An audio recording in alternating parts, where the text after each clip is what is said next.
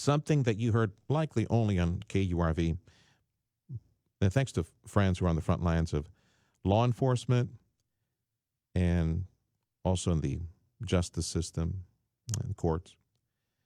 Thank you to you. A couple of years back, some local friends started presenting information on bail bond reform, incubators, experiments. Houston, Harris County, a big experiment there, and trying to let poor people out of jail as quickly as possible. You know, I understand an individual who doesn't have the money to get out of jail on the weekend shouldn't be there 3-4 days. That person's got to go back to work on Monday. I understand they need to perform, but things have been screwed up. They've been doing it wrong, big time. And of course, we've been distracted with the coronavirus and COVID for the past year, but now it's time to talk about this again because, well, lawmakers in Austin, hopefully they'll, wrap their minds around this. Noted Texas bail attorney Ken Good, he's with the Professional Bondsmen of Texas, joining me right now. I wish it was a lighter topic that we were visiting at the moment. Texas bail reform, if you ask some individuals, especially victims of certain crime that was conducted by individuals that should not be out on the street, yeah, they'll tell you bail bond reform in Texas, the attempts for that, especially the incubator in the Houston area, disastrous. Ken, I appreciate the time you're giving us right now. Set the scene for me, the stage. Give me a little bit of background and history on what we're looking at as far as this bond experiment in Metro Houston, Harris County. People got out, should not be out on the street. Maybe how even the COVID situation complicated the situation and what lawmakers are talking about up in Austin. Go ahead, Ken. Well, thank you for having me. I think that if you take a step back from the problem, you really want to find out what is the source of the push for these types of changes, you look in our metropolitan areas.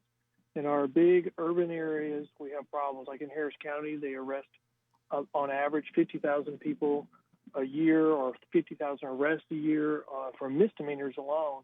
So that's on average 5,000 people a week that have to be worked through the jail. And so the struggles you're seeing is how do we efficiently and cost effectively get people processed through the jail in our large urban areas. And the problem is, we've got some ideas that we've tried over the last couple of years that, as you pointed out, are disasters. New York tried simple release, and I would argue that's what Harris County's doing for a lot of misdemeanor charges. You never see a magistrate unless you're charged with 7 offenses for misdemeanors. And simple release would involve what, Ken? What type of offense? Well, in New York, it was just you get released with no bond. In Harris County, it's you're released on what they call a personal recognizance. Yeah, the bond, PR bond which for is set at $100.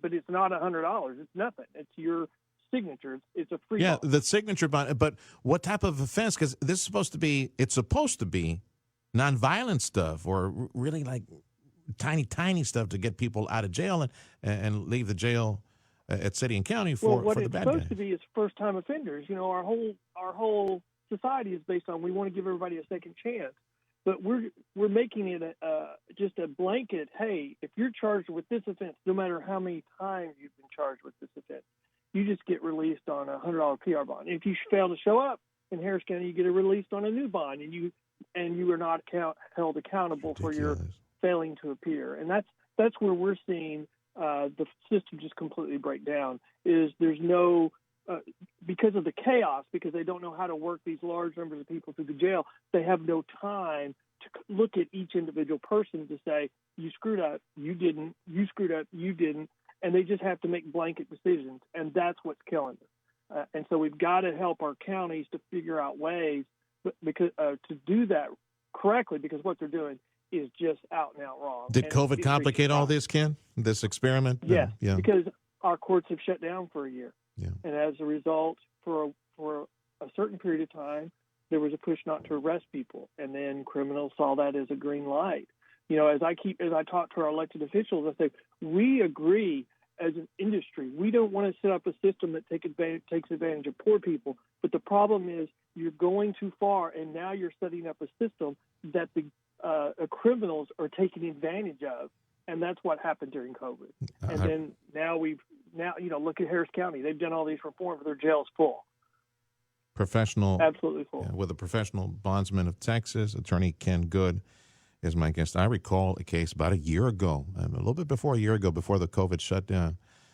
I think I did an interview with a spokesperson for HPD, for I believe the union, and he was explaining to me a case of an individual, young man, who a felon, and was released several times after several felonies. I mean, like, we're talking about like armed robbery and assault, and just kept going in and out and in and out over a period of several days, just a few weeks. I hope that was isolated. Please tell me you're not seeing more of that in Metro Harris County. Houston Crime Stoppers is compiling a list of over 90 people, I think it's close to 100 now, who've been murdered by people who were out on multiple PR bonds at the time that they killed a person. And so these victims' families have teamed up with Crime Stoppers to point these failures out to the legislature. I mean, this is all because of a lack of accountability. And if we can't hold the people accountable for, their 1, 2, 3 offenses that we give them a PR bond and then they commit murder, this is actually a disservice to them. I mean, we're egging them on. We're giving them the green light. And then when they do it, all of a sudden it's like, well, hey, you didn't hold me accountable for all these past things. Yeah. Why would you hold me accountable now? Yeah, and they got no skin in the game. That our judges are sending. Yeah, and they got no skin in the game. There's nothing. That's right. In there, like their car, their home, their mortgage, a big loan, whatever, just a financial obligation with a bond. Lawmakers trying to address this in Austin somehow, Ken?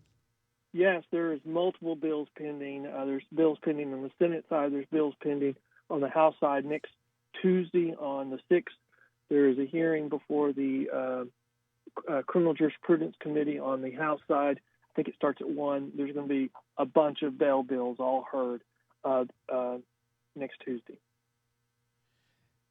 If you had a chance to tighten things up, perfect things, what would you do? 1, 2, 3, ABC. What would you recommend these lawmakers do to tighten things up, to be fair, first-time offenders? All that, I understand all that, but there's a sieve somewhere. Yeah, I think we concentrate on individual magistration, and that's what they do in the majority of the state. So every person arrested is seen by a judge. We know that's constitutional. That complies with everything that the Fifth Circuit and the federal courts are requiring. Number 2, I would put accountability back into the system, and I would make it simple. If you're a first-time offender, you're eligible for a PR bond. We don't ever want to take that away. But if you screw up and you fail to appear for court and it can't be reinstated because the statute, it's not a ground in the statute, or if you commit a new offense, you're not eligible for a new PR bond. And then for our largest counties, I would follow the procedure that's been set out by the Fifth Circuit to give them help in processing large numbers of people to the jail. And that would be a bail schedule with an opportunity for poor people to have a hearing before a magistrate to ask for a deviation. So it allows the people that could afford to get out of jail to skip magistration, and it allows the magistrates the time they need so that they can concentrate on the remaining people instead of these blanket rules that they're setting up, which is creating chaos because they can't figure out who the bad people are and who are the good people, or who are the first-time offenders. You're welcome to call back anytime, Ken. Give us an update on what's taking place up in Austin, see if we can tighten things up. Thank you. Thank you, sir. Thank you for having me. The Professional Bondsmen of Texas, Ken Good.